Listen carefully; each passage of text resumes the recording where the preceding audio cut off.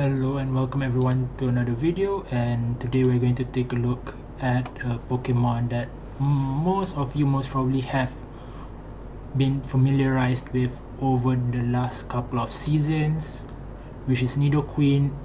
It got Poison Fang I think 2 seasons ago, which made it top meta in Great League as well as Ultra League.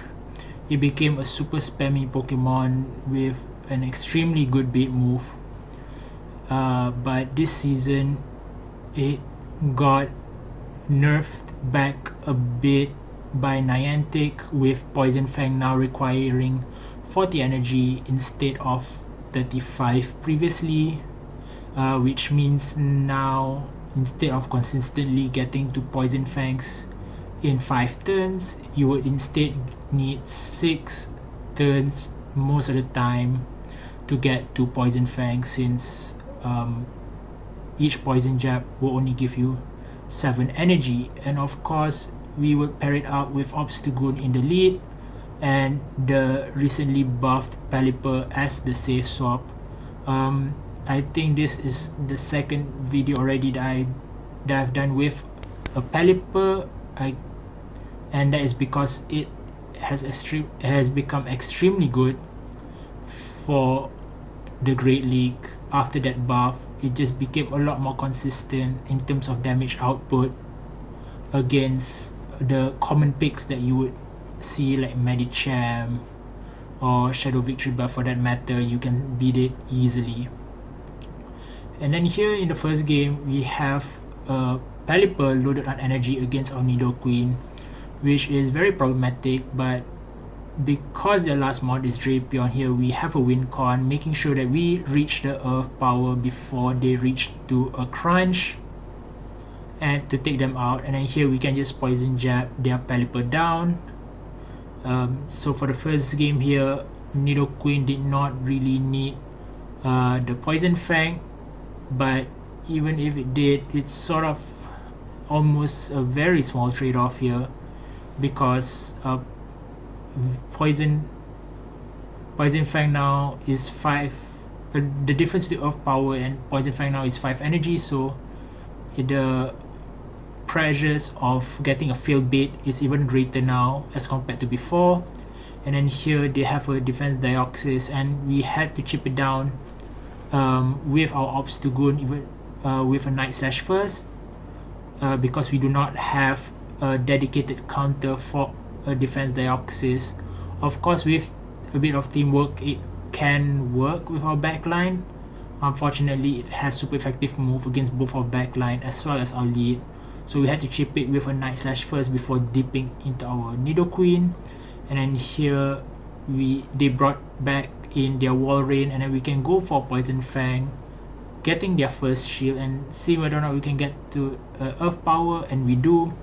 Let's see if we can get our second shield, or can we take it out. If we take it out, then it's very beautiful, but they instead shielded, which means that now we have a shield advantage here, and a double debuff Wall Rain against our Obstagoon, and Obstagoon can hopefully farm them down, but instead we caught the charge move on our Pelipper. Is this an Earthquake that we caught? And it is an Earthquake, which is very beautiful, because now we can farm them all the way down, of course having to take the Icicle Sphere first, which in a way it's okay, because now we have a lot of energy for this Trevenant, and you know what's coming. This Trevenant is going to eat a whole lot of Hurricane Wind from this Pelipper to take it out, and that is a game over. So going on to the next game, we have Obstagoon in the lead versus a Bastiodon, a very solid lead. We have cross chop there for it, and they swap into a Shadow Victory Bell, and we try to chip it first with the Obstagoon to take it out, to take one of their shields out, and then we can swap into our Pelipper. And here they caught us on a CMP tie, and we have to invest in the shield before, so that we can throw a Weather Ball and farm them down, because the Shadow Victory Bell, even though it is a neutral Leaf Blade, most probably it will take us out. And here we get a bit more energy for the incoming Bastardon and then throw right before they can farm us down. And then here I'm making a judgment call here with the Shadow Victory Belt as their safe swap. Most probably they will have something that is weak to Obstagoon. Generally they will run it with either a Sableye or they will run it with Trevenant. In both cases Obstagoon will do very well against, and so we brought in our Nidoqueen to take down the Bastardon, and instead they stayed in for some reason, and we decided to throw the charge move on their fast move animation so that we make sure that they do not get any free fast moves, and then we snipe it with the Obstagoon, taking out all of their energy here. And of course they have a Trevenant in the back, so this is a very solid close for our Obstagoon. Our Obstagoon does have one counter head start, which means that we will get to the Night Slash before the Trevenant here, and to take them very low in health because the Night Slash does super effective damage. If we had the boost from the earlier Night Slash, this would most probably take out, but here they have to throw because Shadow Claw is triple resisted due to its dual typing of normal and poison, normal and dark, sorry, which both heavily resist ghost type moves. And then here we can get to a Poison Fang against the Trevenant to take them out. So yeah, that I think this is one of the rare occasions where Poison Fang is used by Nidoqueen, but it is okay. You still want to see what its performance like. And then here we met against a Steel Wing Skarmory, so most probably this opponent did not TM their Skarmory from Flying Cup, because usually if it is not in Flying Cup you would tend to use an S/Skarmory because it has a bit better energy generation for its relatively high energy, I would suppose, charge moves with Sky Attack and Brave Bird. And then here we decide to match their shields. If they decide to shield here, we would invest in our own shield because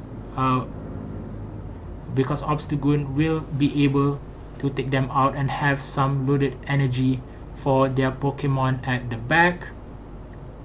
And Steel Wing counting for the before the charge move is relatively easy because Steel Wing only generates 5 energy per fast move, which means that to get to the Sky Attack you will require 9 fast moves here. And here they have a S Cavalier at the back they brought in, and they managed to catch their our Weather Ball onto their Bastardon, so it's a triple steel team.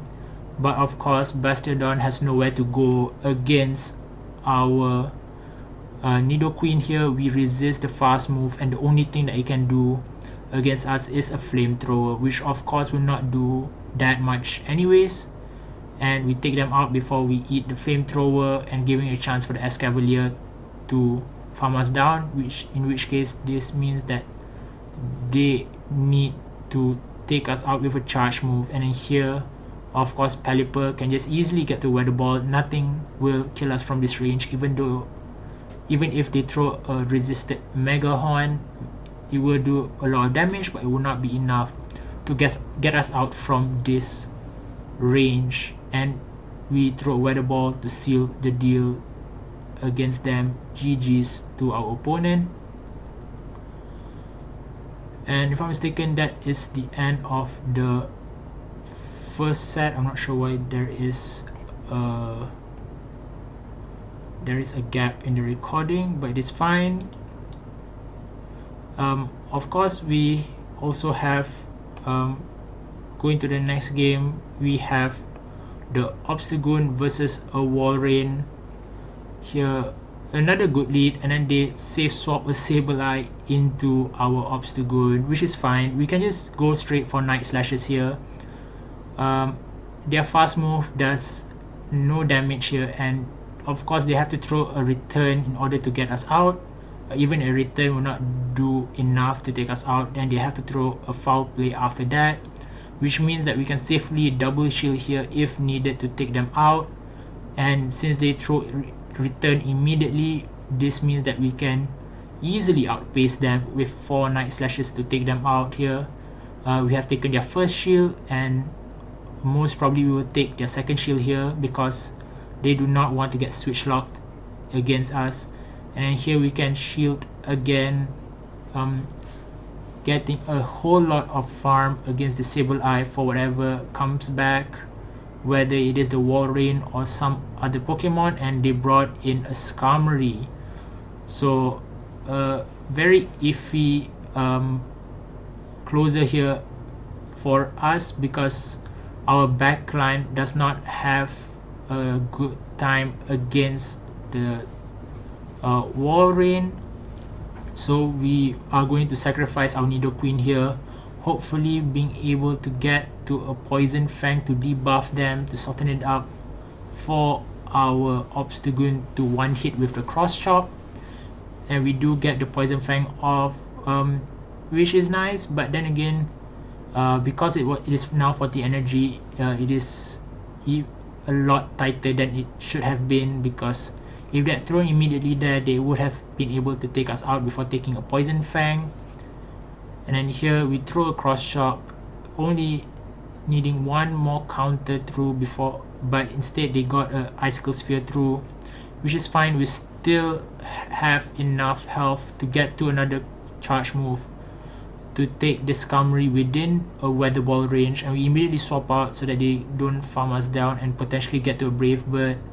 And then here we get to the Weather Ball. I think they are at the Sky type, but Sky type will not be enough to take us out here. And yeah, GG's to our opponent. So this team does surprisingly well. As you can see, we have won all our matches so far. And then here they have a Ferrothorn lead, another good lead. For some reason, a lot of people are using Steel leads here, or anti-flyers basically in general, especially with the increase in usage of flying type Pokemon. And then here they have a Charizard lead. We Charizard safe swap, and then we can really swap into our Pelipper. We can tank a Blast Burn, but they instead decided to throw a Dragon Claw. We can survive that easily. We throw our Weather Ball immediately to take them out. And then here, since we have a shield advantage, we can try to get to a Hurricane if possible. If they do overfarm, but decided to throw straight away, but we can take and use one of our shields to get to a Hurricane. This would do extremely high amount of neutral damage. Because of its part Steel type, it will take less damage from us. And then here they have a Dusclops as in their back, which they swap in, and I immediately swap back into Obstagoon, knowing that this is a normal Dusclops. It is not purified, therefore the only potential nuke move that it has is the Poltergeist, which will not do anything to the Obstagoon. As you can see here, Poltergeist barely does 20% to our Obstagoon, and they immediately quit the game after we got that boost. And here we have another solid lead against the Drapion. The rule of thumb is, against the Drapion, for me, I will shield if they go up to 6. I will shield the first one, because if I do not shield the first one, then they do get a Sludge Bomb through, most probably they can just go crunch and to take me out. But here I decided to shield the first one, and it was a Sludge Bomb, and try to get them on the CMP tie, but instead they did not throw. And here we do get a shield, and here we can let it go because a Sludge Bomb will not kill us. As I said earlier, they need a Sludge Bomb and a Crunch, but decided to throw a Crunch instead, which is even better for me because now we have a lot of health for their backline. And we throw another Cross Chop to take them out, and they brought in a Swampert. So a Swampert for now is in a peculiar position because it has to throw a Hydro Cannon against us to survive, and they do after a bit of overfarm. And here I was contemplating whether or not this was enough for a Sludge Wave. I thought that maybe they were one off from it, and they most probably were. And here we are able to, oh wait, this was not the game. This, I think, it's the next game that we lost because of that. And here we immediately swapped out to our Nidoqueen to soften up the Skarmory, hopefully to take a shield from them, but decided to throw the Sky Attack. And here we can farm up a bit more before throwing the Poison Fang. I think we should have maybe done it earlier to get more Poison Jab damage afterwards, but let's see whether or not we can still win against them. We decided to throw the Earth Power against them. I think they are going for the full farm down, which is fine, but let's see whether or not we can take them out. We could not, and they have loads of energy, and then we decided to shield the first one. And since they farm us all the way down, this most probably will not be, this will most probably be the charge move to take us out. And here they shield it, and they do get to a Sky Attack, I believe. I think a Sky Attack, even a Sky Attack would have taken us out from here, but instead they went all in with a Brave Bird to take us out. So our first loss with this team, and then to the next game we have an Umbreon, another good lead, and then they swap into a Swampert. And here we decided to catch on our Pelipper. And here I was thinking that, oh yeah, this was the game, I think. Was this the game that I got hit with Sludge Wave? Yeah, I think it was. Yeah. So I got hit with a Sludge Wave. I thought this was one much short, but instead they had enough for it, and that means I lost switch advantage after winning the lead. And then here we can farm them all the way down, and then their last mon is a Talonflame, which puts me in a very awkward spot because now they have the Talonflame against us, and then we need to make sure we time it perfectly, that they do not have any extra Incinerates through, that we do get our we click our charge moves right before the end of their animation, so that, because Incinerate gets them a lot of free energy here, and because of that you have to be very, very careful with it. And here we decided to throw the Night Slash to get their shield, and immediately swap into the Nidoqueen to take their charge move here. They decided to throw another Flame Charge, which is fine, and they came back in with their Umbreon here and decided to overfarm just a bit, which means that we do get our Poison Fang through to soften it up and ramp up our Poison Jab damage. And from this range, Umbreon is supposed to take us out, but they do not, which means that we can get to another charge move. We decided to throw another Poison Fang to the opponent so that Obstagoon can get a bit more energy than before. And then here we can safely shield, because Last Resort here would do a lot more to us, and we need all the health we can get against the Talonflame, because the Talonflame does not have any energy left for a Flame Charge. And then we immediately throw the Night Slash when we get it to take out this Talonflame. So a very tight game there, and if I'm mistaken, this is the last battle of this video. We have a Bastiodon lead again, a beautiful setup, and they brought in a Trevenant safe swap. We can just stay in. We have the Nidoqueen for the Bastiodon later on, we are not pressured to swap out here. Even if we swap out, there is no clear answer for Trevenant at the back. So we can just stay in, go for Night Slashes immediately. We shielded now because if we don't shield them, most probably they can just shield and then get to potentially farm us down, and we do not want that. But as you can see here, we still survive the second seed bomb here, which means that our fear was quite misplaced, and then we tried to farm them all the way down as possible. It does seem like we could have farmed them down, but hey, they decided to swap out instead to their victory belt.